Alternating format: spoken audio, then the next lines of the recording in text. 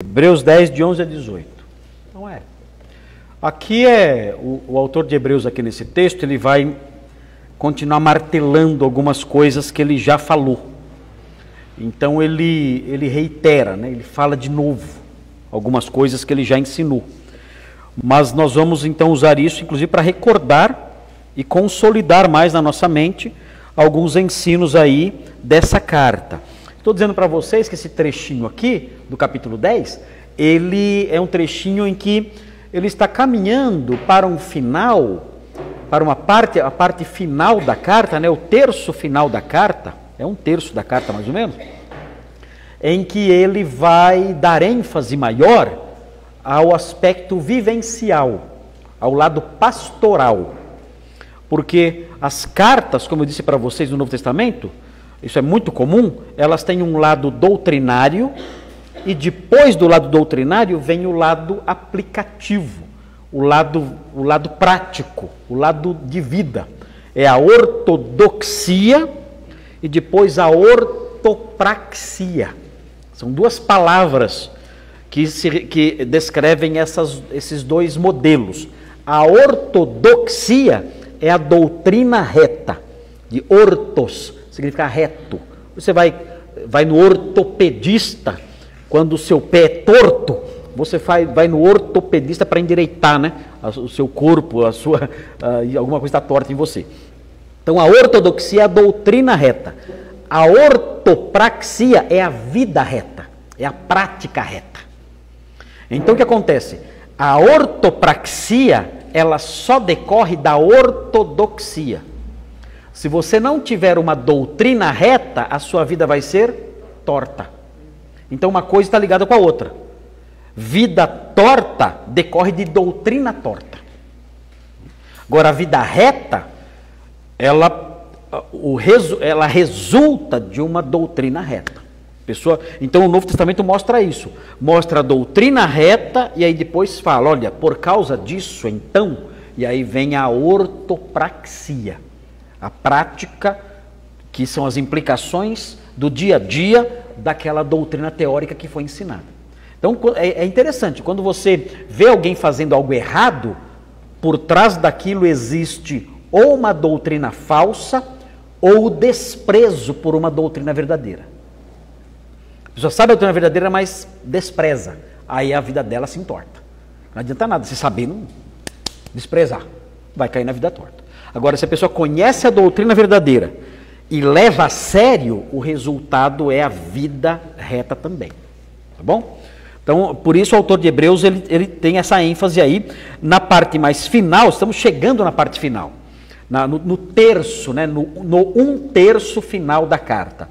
E aí ele começa já, nessa parte, falar sobre a ortopraxia. Ele já falou de ortopraxia em outros lugares, mas não foi de forma dominante. A partir do capítulo 10, ele vai fazer isso, mas aqui não, né? Aqui no 10, de 11 a 18, ainda não. Mas mais para frente, ainda no capítulo 10, ele vai entrar na ortopraxia, tá bom? Aqui no Hebreus 10, 11 a 18, nós vamos ler o texto aqui, e eu vou dividir em duas partes, para que os irmãos possam entender melhor sobre o que ele está falando aqui, tá bom? Então vamos lá, Hebreus 10, de 11 a 18, eu vou ler o texto, para que os irmãos tenham a visão geral do ensino dele. E os irmãos que já estão aqui há mais tempo, há pessoas mais novas que estão aqui há menos tempo, mas quem está aqui há mais tempo vai lembrar já de algumas coisas que ele já falou, tá bom? Vamos lá então. Ora, todo sacerdote se apresenta dia após dia a exercer o serviço sagrado e a oferecer muitas vezes os mesmos sacrifícios que nunca jamais podem remover pecados. Jesus, porém, tendo oferecido para sempre um único sacrifício pelos pecados, assentou-se à destra de Deus.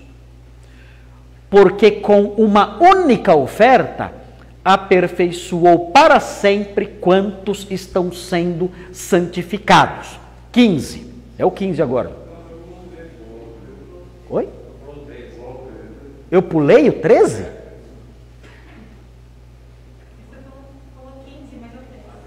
Ah, eu li errado? Mas por que eu pulei o 13? Oi? Mas o quadro andou? Ah, você levantou? Ah, tá, então não vi. Eu fiquei com os olhos no mesmo lugar e você mexeu o quadro. Eu não percebi. Ah, tá. Então vou ler de novo, né? A tecnologia eu não acompanho. Né? Então tá. Então, Jesus, porém, tendo oferecido para sempre um único sacrifício pelos pecados, assentou-se à destra de Deus, agora sim, né?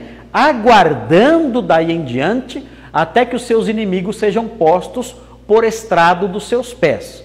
Porque com uma única oferta aperfeiçoou para sempre quantos estão sendo santificados. E disto nos dá testemunho também o Espírito Santo, porquanto após ter dito, esta é a aliança que farei com eles, depois daqueles dias, diz o Senhor, porei no seu coração as minhas leis, e sobre a sua mente as inscreverei. Acrescenta, também de nenhum modo me lembrarei dos seus pecados e das suas iniquidades para sempre. Ora, onde há remissão destes, já não é oferta pelo pecado. Já não há oferta pelo pecado. Tá bom? Então é esse o texto aí. Vamos olhar com mais cuidado, né? Com mais lentidão para ele, porque o texto bíblico, às vezes, ele tem um aglomerado de ideias e a gente não consegue entender com clareza esse aglomerado assim, de modo tão simples. Ainda mais Hebreus, que é um escritor muito complexo, né? Eu dividi em duas partes, então, o texto aqui. A primeira parte é nos versículos 11 a 13. A primeira parte. Está lá os 11, dá para ver os 3 versículos aí, de 11 a 13. A primeira parte eu coloquei o seguinte nome, o título, né? Coloquei um título na primeira parte, que é assim: Cristo terminou sua obra sacrificial. Cristo terminou sua obra sacrificial. Essa é a lição principal dos versículos 11 a 13. Ele terminou sua obra sacrificial. Ok? E isso os versículos 11 a 13. Segunda divisão e última. Segunda e última. Versículos 14 a 18. Cristo alcançou o objetivo de sua obra sacrificial. Tá bom? Aí os versículos 14 a 18, Cristo alcançou o objetivo de sua obra sacrificial. Então essas são as duas divisões desse texto aqui, dos versículos 11 a 18. Os títulos facilitam na compreensão do assunto. Tá bom? Então, olhando esses títulos, dá para ter uma ideia mais geral, resumida, dos assuntos tratados aqui. Agora, quando você olha um título como esse que eu enunciei agora, o primeiro, Cristo terminou sua obra sacrificial. Ok. Isso, que relevância tem para nós, considerando o cenário, a vida, hoje, a realidade de hoje. Quando eu olho para isso aqui, Cristo terminou sua obra sacrificial. Que importância essa frase, que tem aqui 4, 5 palavrinhas, que importância tem essa frase para mim, hoje, no Brasil, no ano 2020? Que relevância isso tem para mim? Isso me livra do quê? Isso me ajuda em quê? Isso me socorre em quê? Isso me é útil para quê? Bom, essa é uma implicação que vem na nossa cabeça de pronto, e é muito importante isso. Cristo terminou sua obra sacrificial, ou seja, não precisamos de mais nenhum sacrifício, nem mesmo da nossa parte. Presta atenção nisso. Nós não precisamos de mais nenhum sacrifício, nem mesmo de sacrifícios nossos, da nossa parte. Por que isso é importante? Porque as pessoas pensam que para ir para o céu elas têm que fazer sacrifícios. Elas têm que se esforçar. Elas têm que suar. Elas têm que se sacrificar para poder ser herdeiras de Deus. Eu me lembro de uma senhora que ela ia numa igreja chamada Deus é Amor. Já ouviram falar dessa igreja? Deus é Amor. Devia mudar o nome. Devia ser Deus é Terror. Porque olha, era uma coisa, era uma escravidão. Devia ser Deus é Terror, porque era uma escravidão. Ela uma vez, essa senhora, tinha culto todo dia tinha culto, e ela morava num lugar em que a igreja, para ela chegar à igreja, na hora de voltar especialmente, ela tinha que subir uma ladeira, lá em Atibaia, tinha que subir uma ladeira, e ela ia na igreja, chegava a hora de ir para a igreja, ela falava assim para as filhas dela, assim, tem que ir na igreja de novo, nossa, não é fácil para o céu, viu? Não é fácil para o céu. O que eu quero dizer com isso? Para eu ir para o céu, eu preciso fazer algum sacrifício. No caso, qual era o sacrifício? Ir para a igreja, Deus é Terror. Era o único jeito. Como é que eu vou para o céu? Olha, você tem que todo dia subir a ladeira, porque não é fácil não. Não é brincadeira não. Você tem que suar, você tem que ralar, tem que subir a ladeira, mas as filhas diziam, mãe, a senhora está cansada, a senhora já tem idade, a senhora não pode ficar subindo aquela ladeira, não é fácil não, que vocês não entendem, não é fácil não, tem que ralar. Ela não entendia que um sacrifício já tinha sido feito de uma vez por todas, ela não entendia isso. Cristo subiu uma ladeira para que ela não tivesse que subir. Ela não entendia isso. Se falar isso aí por aí afora, o meio evangélico afunda, assim, afunda. Porque grande parte do meio evangélico pensa o quê? Eu tenho que ralar, pagar o preço. Olha que linda essa palavra, né?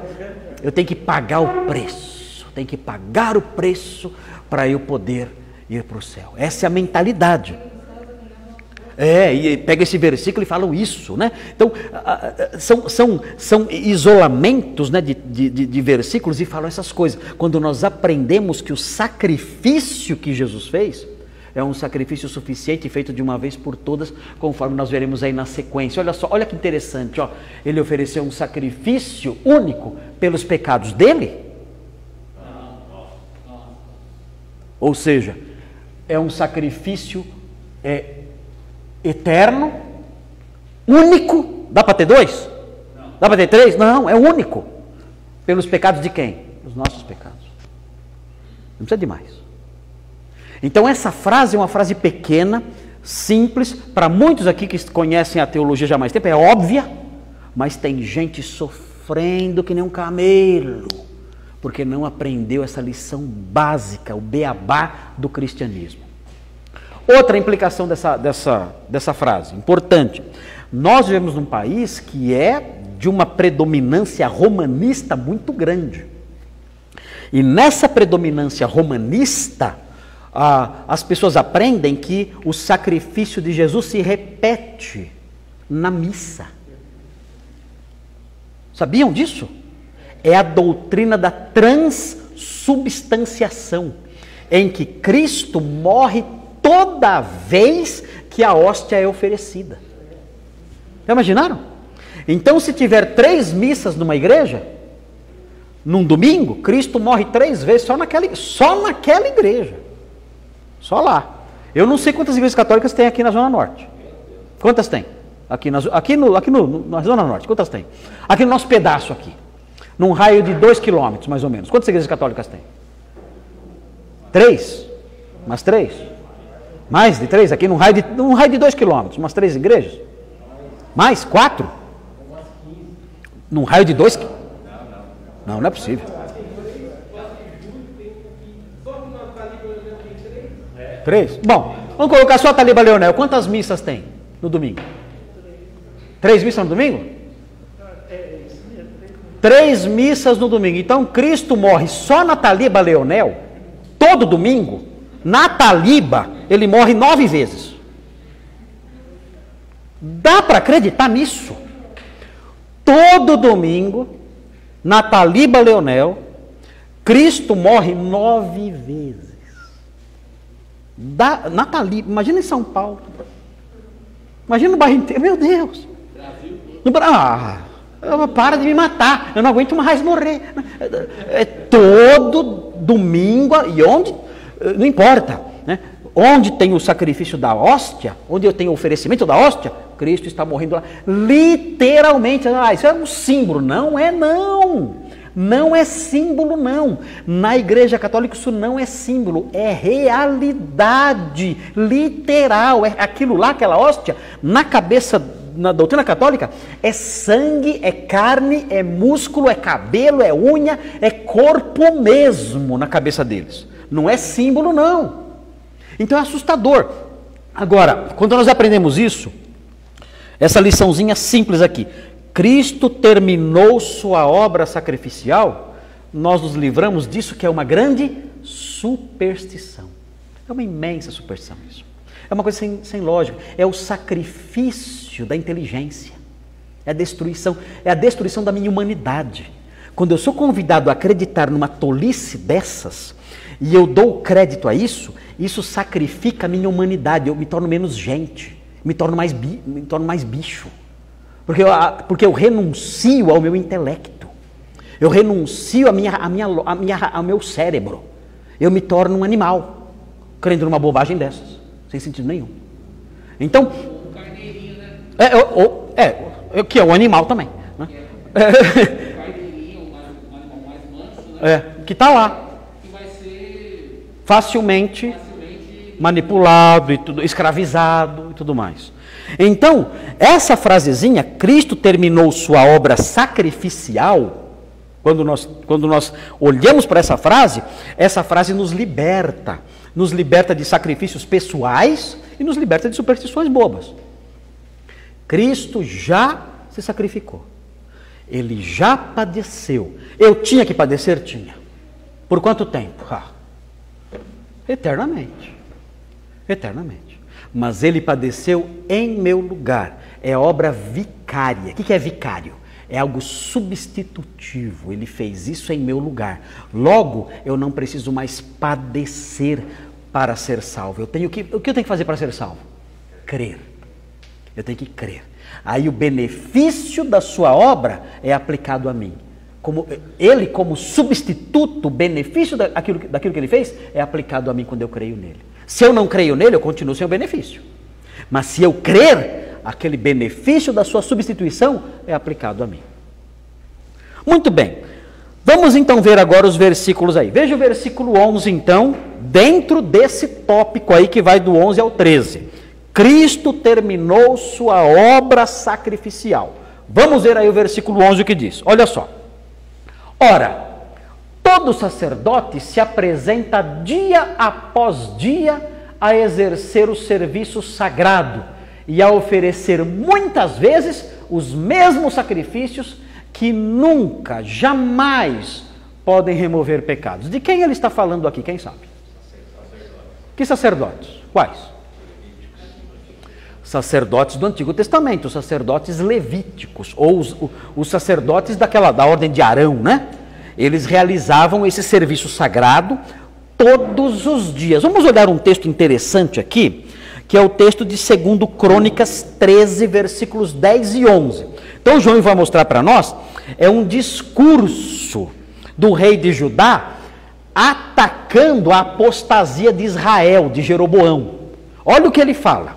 2 Crônicas 13, 10 e 11. Oi? Não entendi. Então vai. Como é que fala? Segunda Crônicas ou Segundo Crônicas? Como é que fala?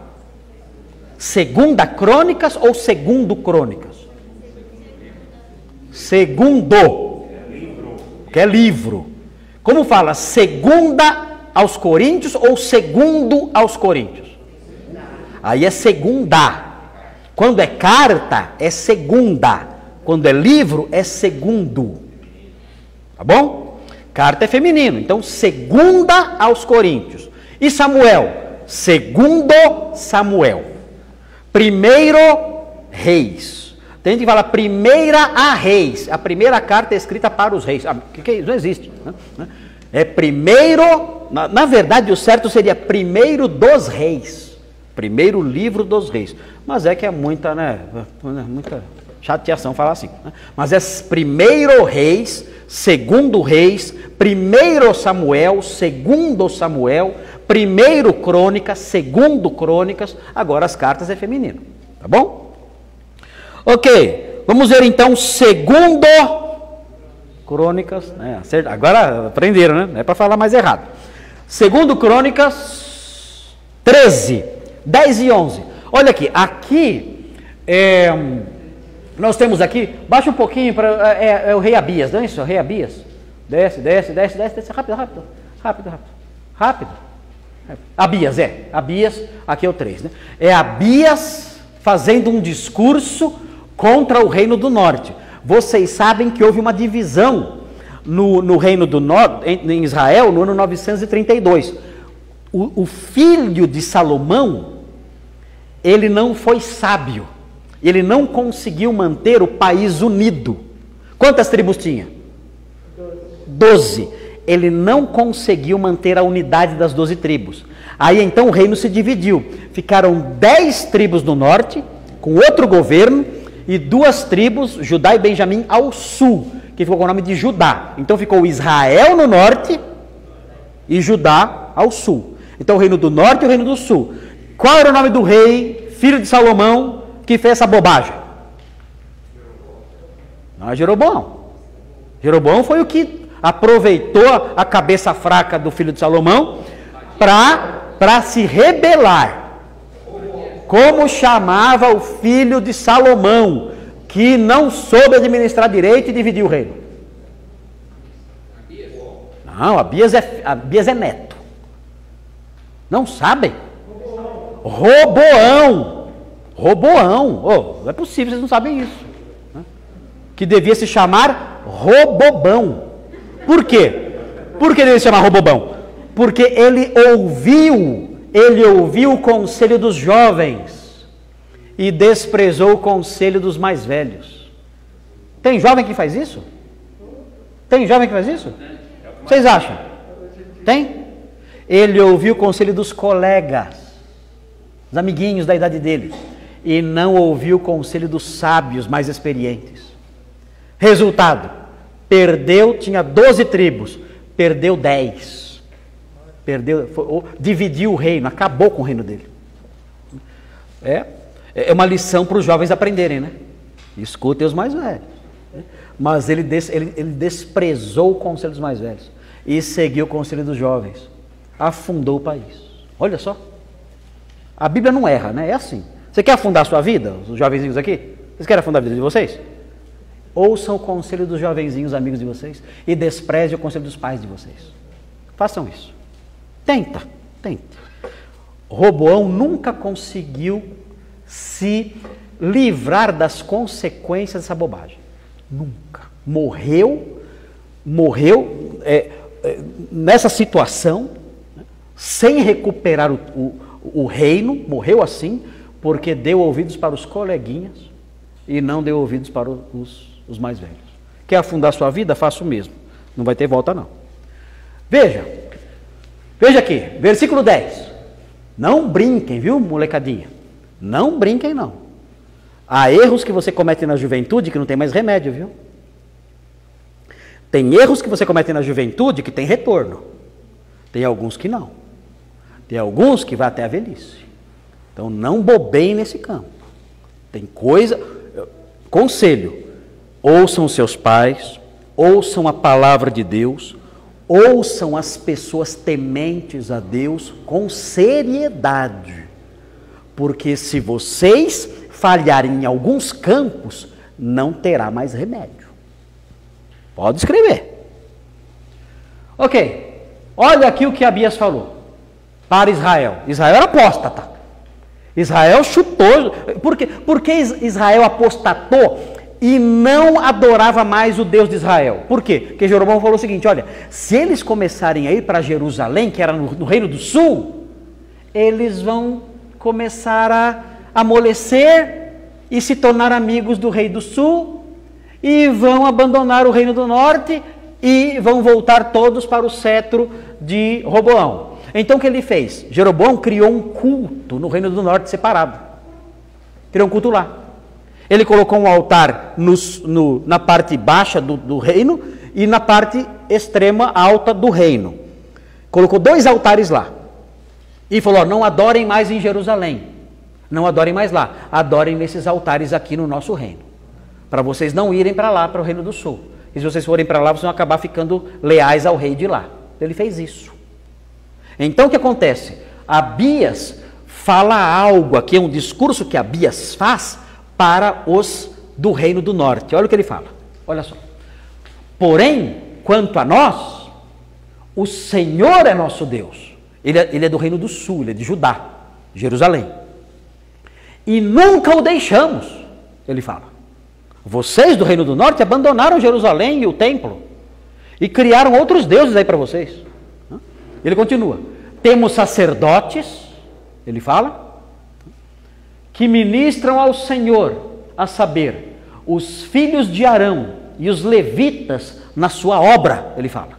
Ele prossegue. Cada dia, olha aqui, ó, olha como que era. Olha como que era. Cada dia, de manhã e à tarde, oferecem holocaustos e queimam incenso aromático, dispondo os pães da proposição sobre a mesa puríssima e o candeeiro de ouro e as suas lâmpadas para se acenderem cada tarde. Olha como que era o ritual diário. Porque nós guardamos o preceito do Senhor, nosso Deus, porém vós o deixastes. E aí ele prossegue dizendo, olha o versículo 12. Vê lá, João, onde você está, João? Ô João, você está dormindo? 12, rapaz. Aí. João, você está aí? Ah, está lá. Olha lá, 12. Eis que Deus está conosco à nossa frente, como também os seus sacerdotes, tocando com as trombetas, para rebate contra vós outros, ó filhos de Israel. Israel aqui é o Reino do Norte. Não pelejeis contra o Senhor, Deus de vossos pais, porque não sereis bem-sucedidos. Ele avisou.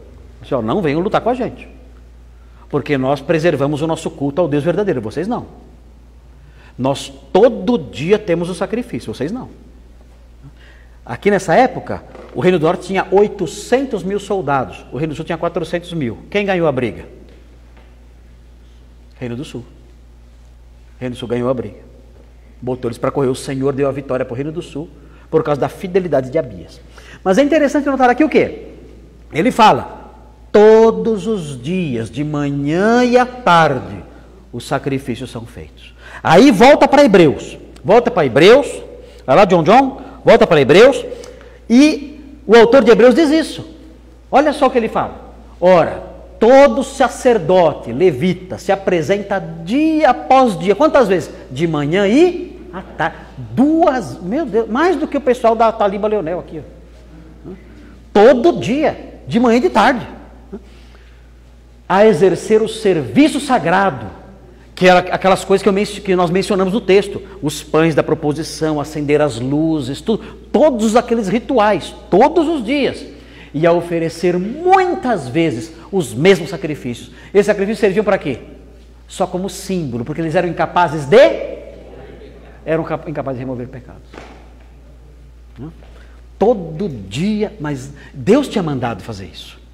Deus mandou, eles tinham que fazer. Mas eram sacrifícios que não removiam pecados, porque eram meramente simbólicos. Eles habilitavam a pessoa para apresentar rituais, mas não tiravam o pecado das pessoas.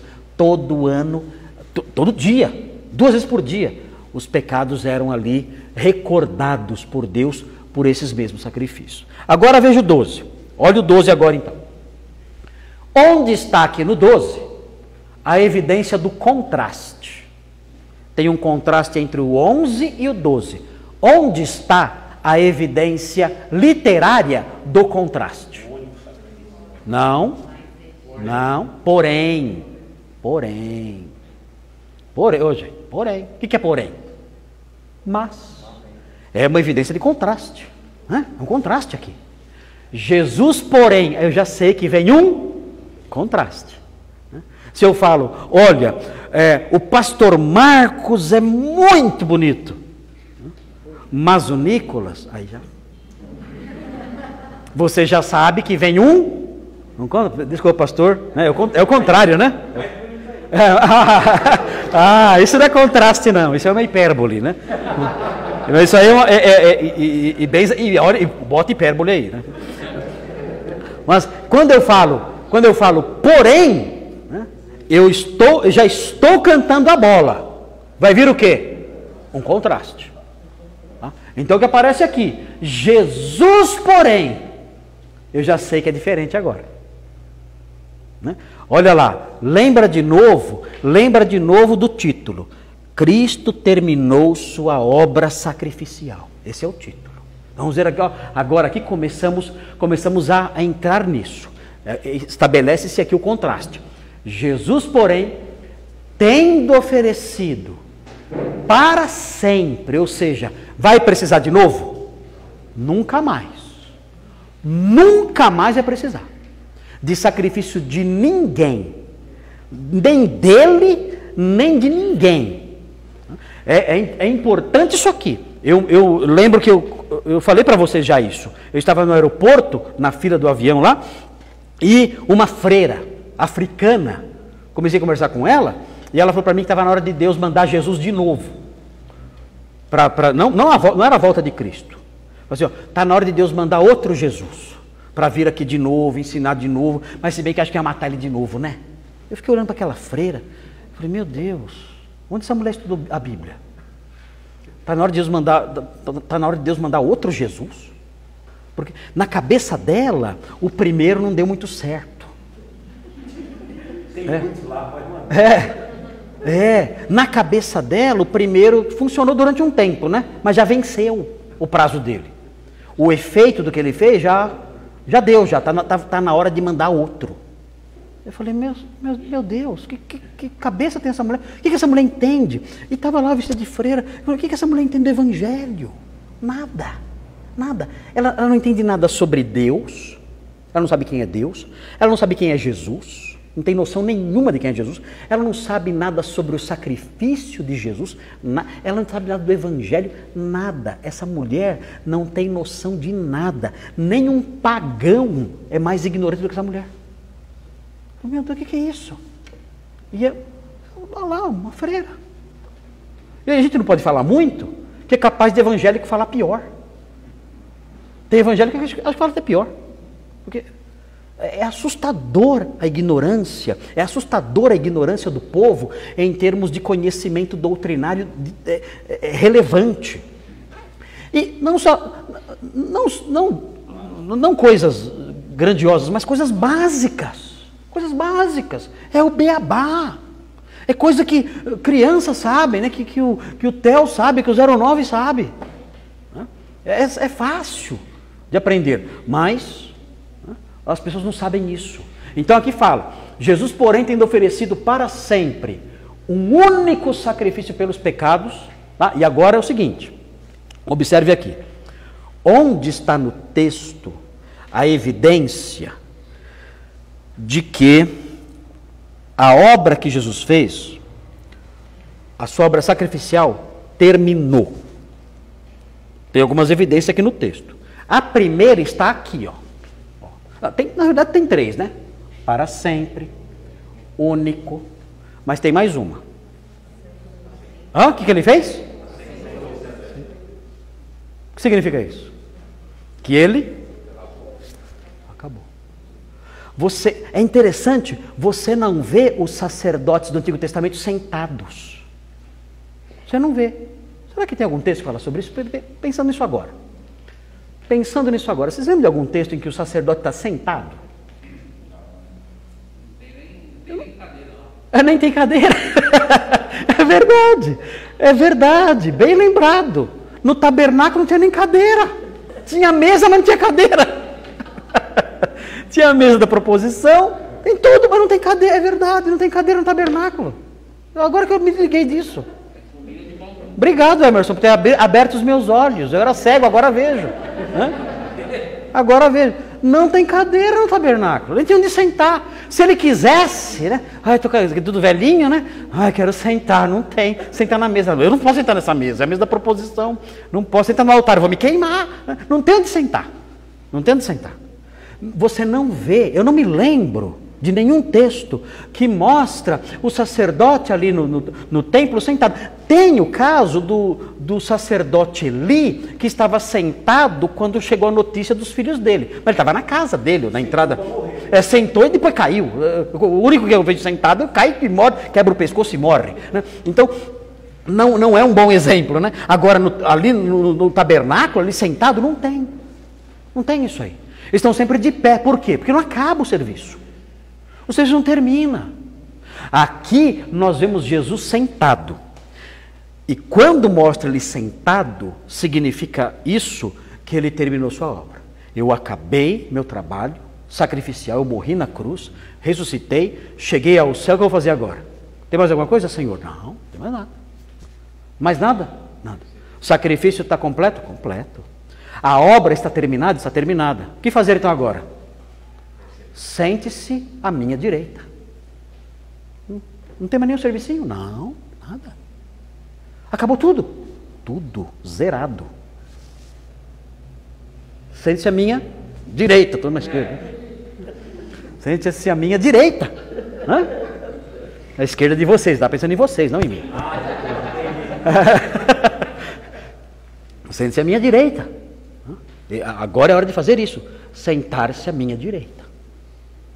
Então o Senhor Jesus sentou. Por que ele sentou? Ele sentou porque ele terminou o trabalho. E ele se sentou num lugar de honra. Então, essa expressão, assentou-se à destra de Deus, mostra o quê? Mostra que o trabalho terminou e mostra a grandeza dele. Concordam com isso? É uma frase, essa frase aqui, ó, sentou-se à destra de Deus, mostra a grandeza dele, né, e mostra o fim do seu trabalho. São duas realidades presentes nessa frasezinha aqui. Assentou-se à destra de Deus. E aí notem, quando ele fala isso, assentou-se à direita de Deus, essa frase faz com que os leitores eram crentes judeus ou crentes gentios? Judeus. Olha o nome da carta. Qual é o nome da carta? Hebreus. Então os crentes eram judeus.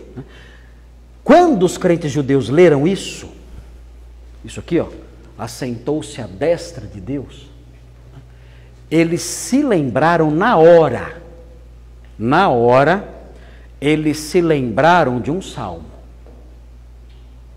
Se eles fossem crentes gentios, talvez não se lembrassem na hora, porque os gentios não eram educados ali como os judeus desde pequenininhos no Antigo Testamento. Mas sendo crentes judeus, na hora eles se lembraram de um salmo. Que salmo? 110. Como é que você sabe, Abadio? Ah, danado. Ok, está colando. Você colou. Isso é pecado. Pensa que é fácil para o céu? Não é fácil para o céu não, tem que ralar, viu? Ok, então veja, Salmo é o Salmo 110, versículo 1. Veja aí o Salmo 110, 1. Olha só, olha o que diz aqui. Olha aqui, Jesus gostava desse salmo aqui. Jesus usava esse salmo aqui para defender a divindade dele. Olha aqui, ó. Salmo de Davi. Disse o Senhor, é Yahvé, ao meu Senhor. Quem está dizendo isso aqui? Quem escreveu isso? Davi. Jesus usou esse salmo para defender que ele é Deus. Por quê? Quem sabe como Jesus usou esse salmo aqui para defender que ele é Deus? Disse o Senhor ao meu Senhor. Isso. E Davi era o que dele? Davi era o que de Jesus? Davi era filho de Jesus. Davi era servo de Jesus. O que Davi era de Jesus? Davi era pai de Jesus. Pai no sentido, né, de ascendente, né? Então note bem, um pai, que na Bíblia pai não é só o pai imediato, Na Bíblia, pai, avô é pai, bisavô é pai, são os pais. Os pais são os ancestrais. Então, Davi é pai de Jesus. Agora, pergunta: algum pai chama o filho de Senhor? Haroldo, você chama o Bruninho de Senhor?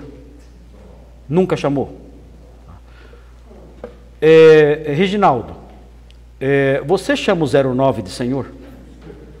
Não. É que ele é da tropa de elite, né? Não é tropa de elite? É o 09.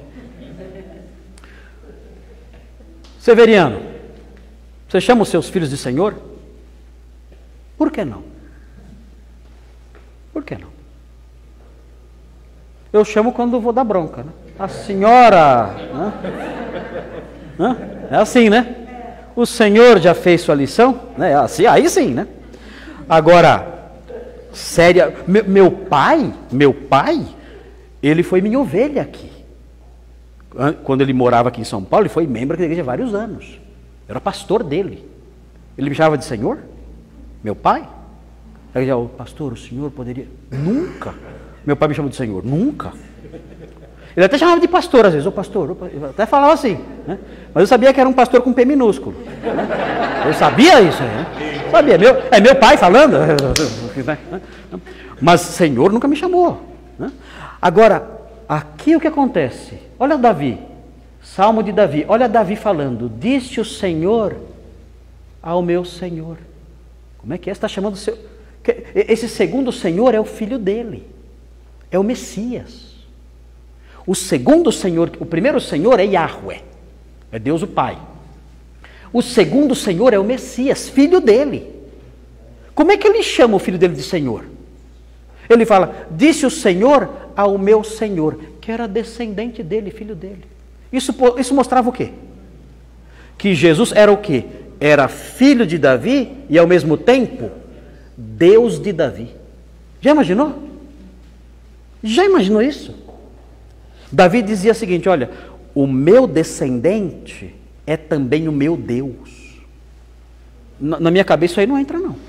Entra na sua? É fantástico isso. E ele falou isso. Disse o Senhor Deus ao meu Senhor, que vai ser o meu descendente e que é o meu Deus.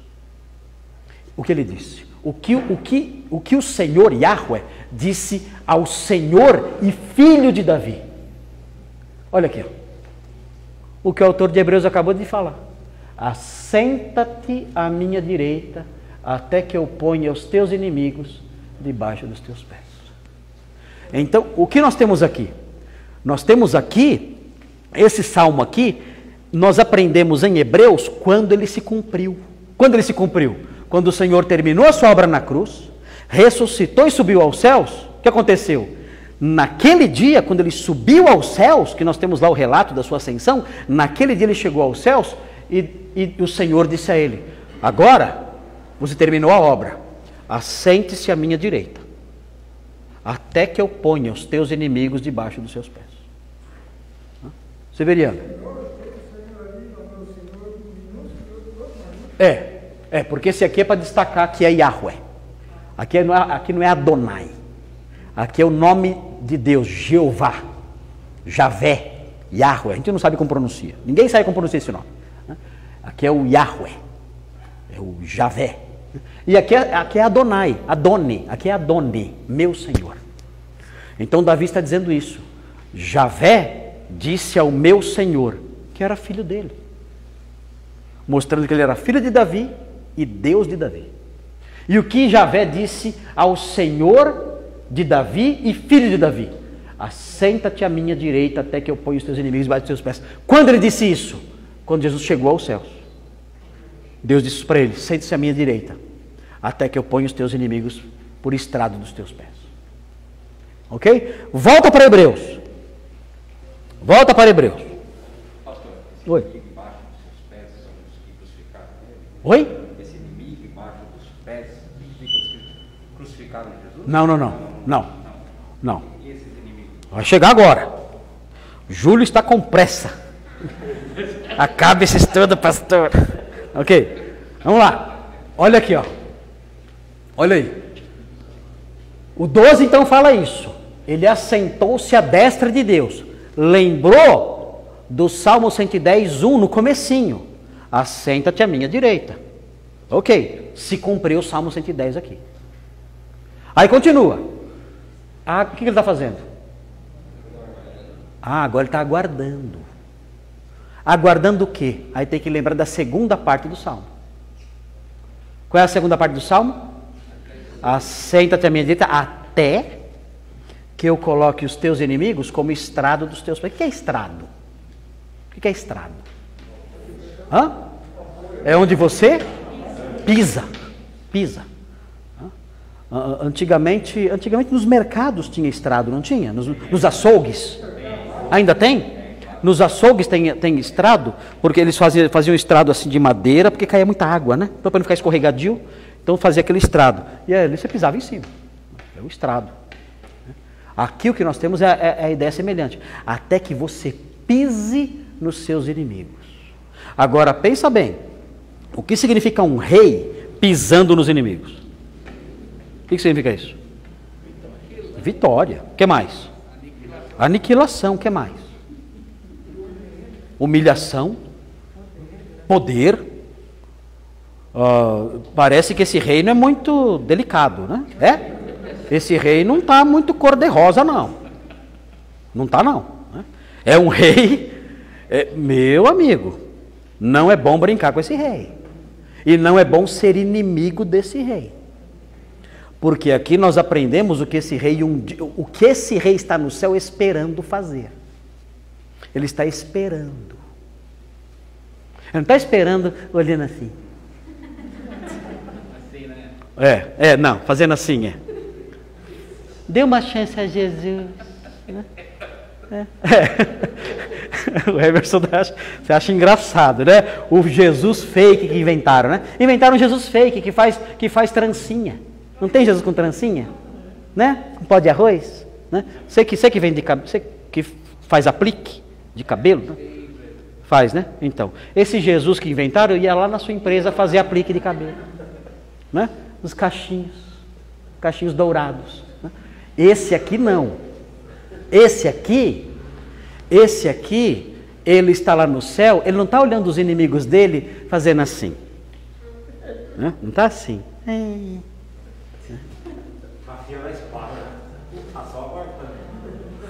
Ele está aguardando.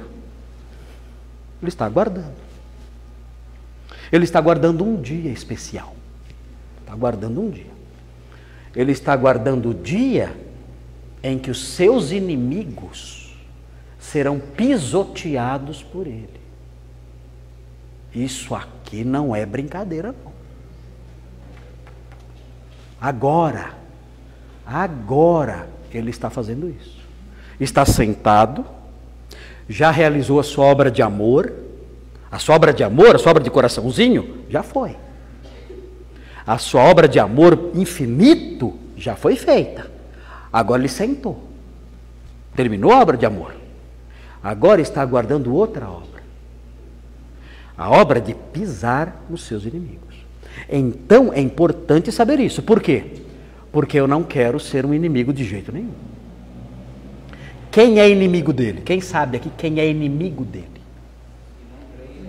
Por quê? Porque quem não crê nele é inimigo dele. Porque chama o pai dele de mentiroso.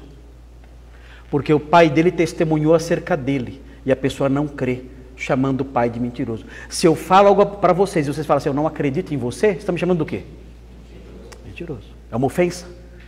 Para mim é uma ofensa. Porque eu sou um homem verdadeiro. Agora, é uma ofensa para Deus? De que tamanho? É uma ofensa infinita contra Deus. Então, os que rejeitam o Filho são inimigos de Deus, porque chamam Deus de mentiroso.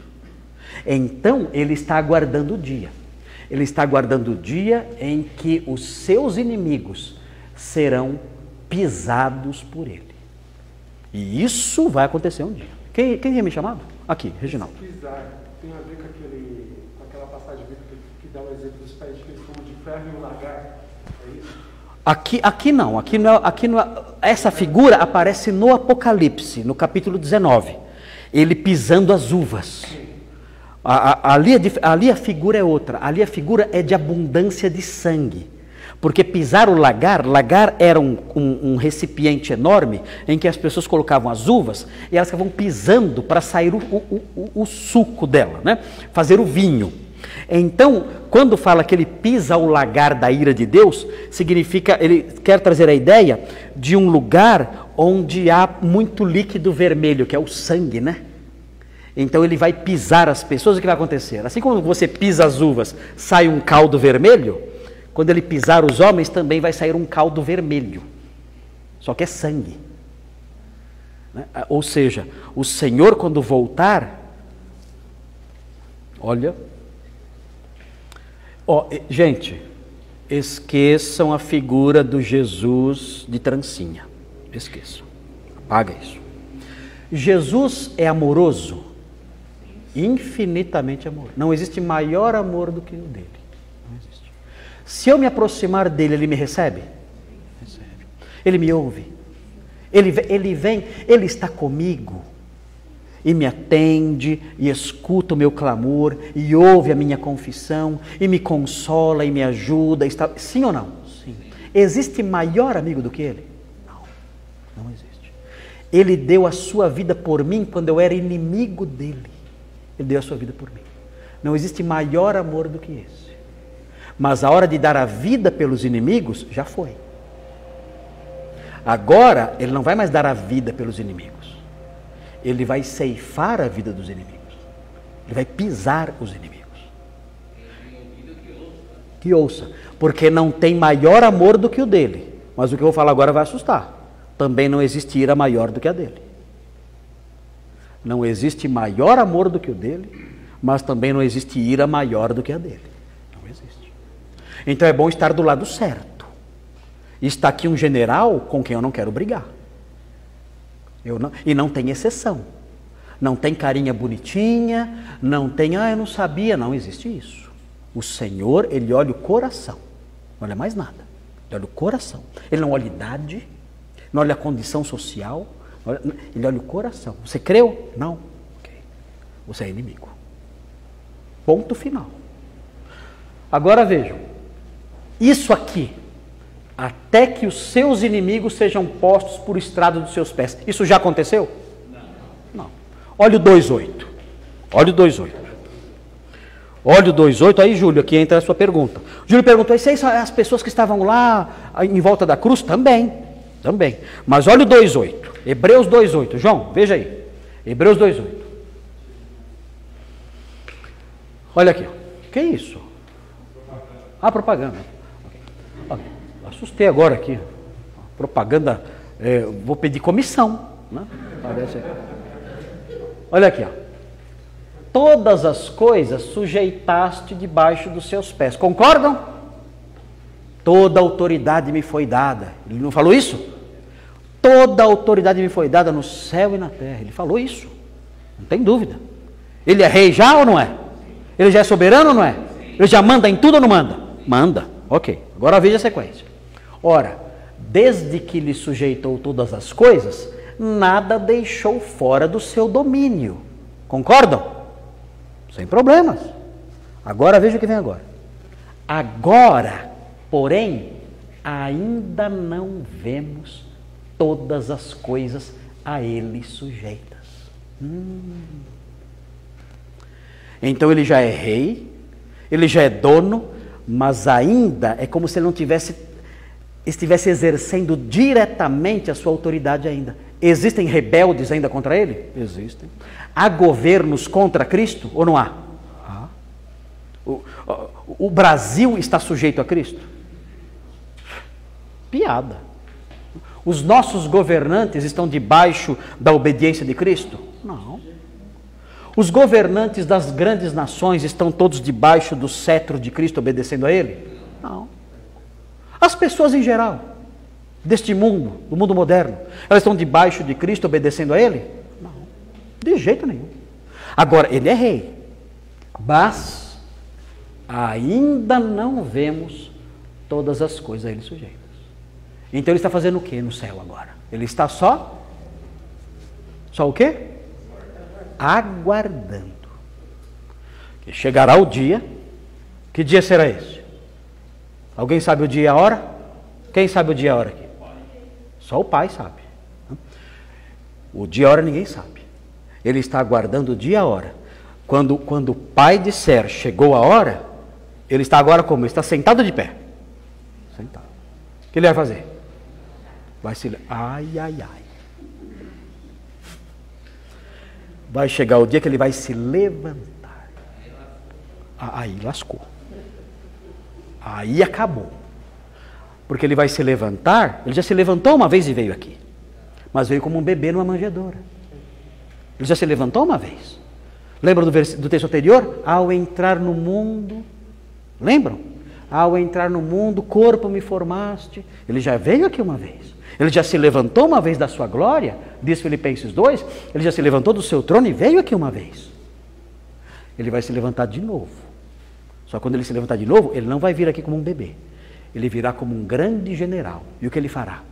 Ele vai pisar os seus inimigos. Todos eles. Assim como o seu amor foi infinito, a sua ira contra os seus inimigos será infinita também. E nunca vai cessar. Nunca. Então, nós aprendemos isso deve gerar temor em nós. Senhor, eu quero ser seu amigo. Senhor, eu quero ser obediente ao Senhor. Senhor, eu quero servi-lo de todo o meu coração, porque eu sei que o Senhor é um grande amigo, mas sei também que o Senhor é um general feroz. E aqueles que estão aqui, que não são crentes, devem abrir os olhos, porque o tempo está passando.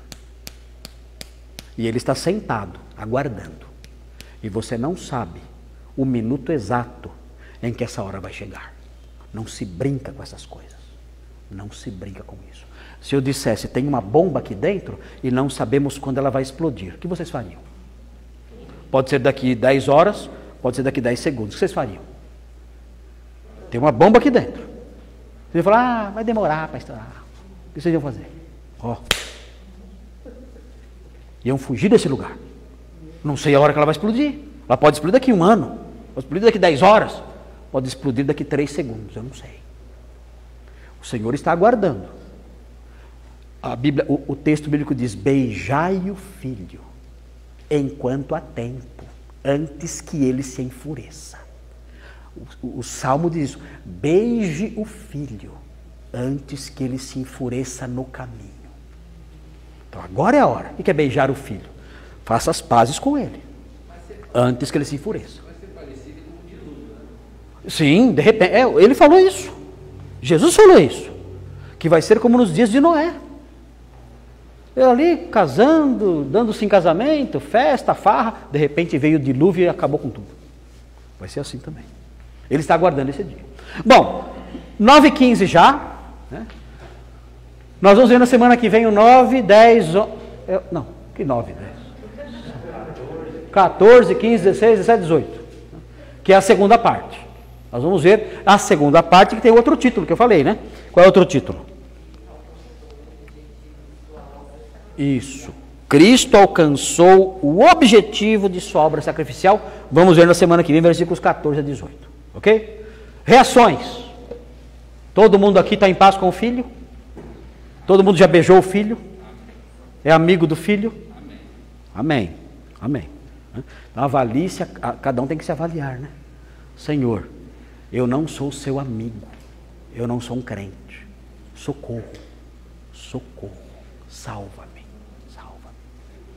Quando alguém faz isso, o que ele faz? Na hora. Aquele que vem a mim, de maneira nenhuma lançarei fora. De maneira nenhuma lançarei fora. É para invocar o nome do Senhor. Senhor, socorro. Ele ouvirá e salvará.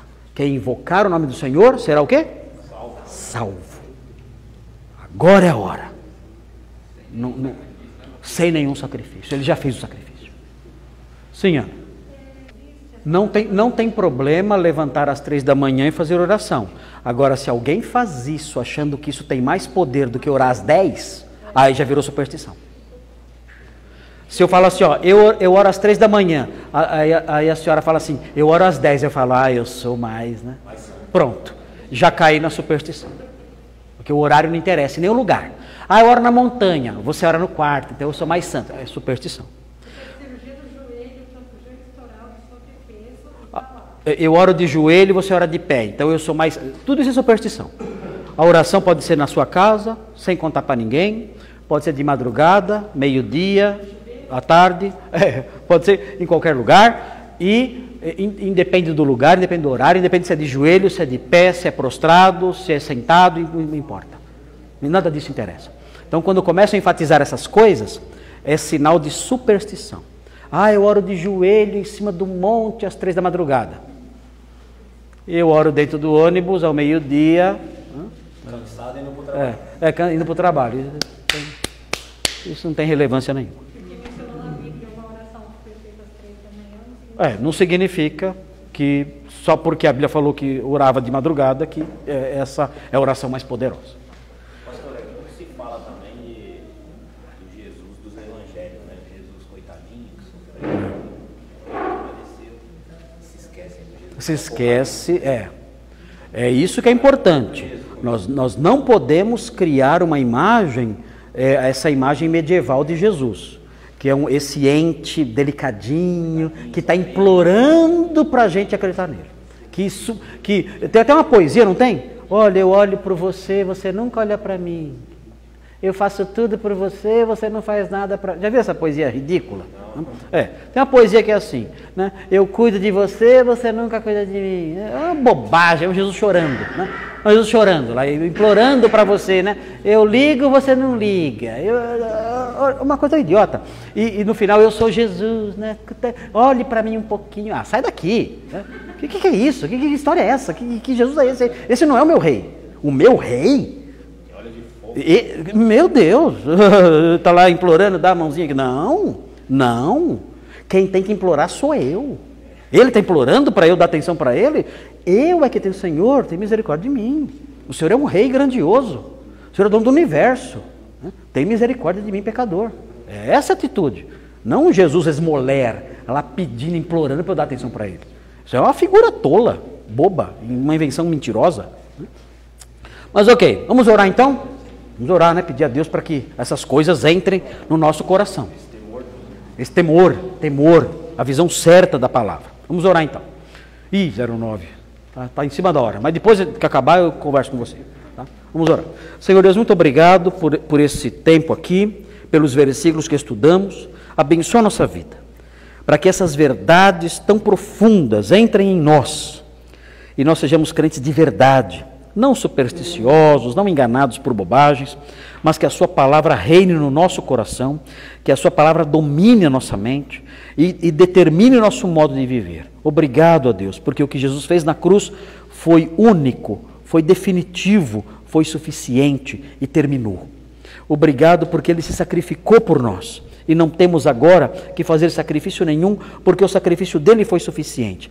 E obrigado porque ele está sentado agora, tendo terminado a sua obra, ele está sentado agora, aguardando o dia em que voltará, não como um bebê, não numa manjedoura, mas como um grande general, para dar cabo dos seus inimigos. Tem misericórdia, Senhor, das pessoas que conhecemos, dos nossos queridos, daqueles que já ouviram o Evangelho e não atenderam ao seu convite.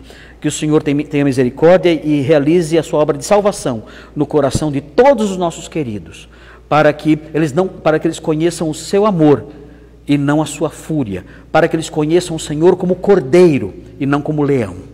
Nós pedimos essas bênçãos, pedimos que o Senhor nos leve em segurança para casa agora e o fazemos em nome de Jesus. Amém.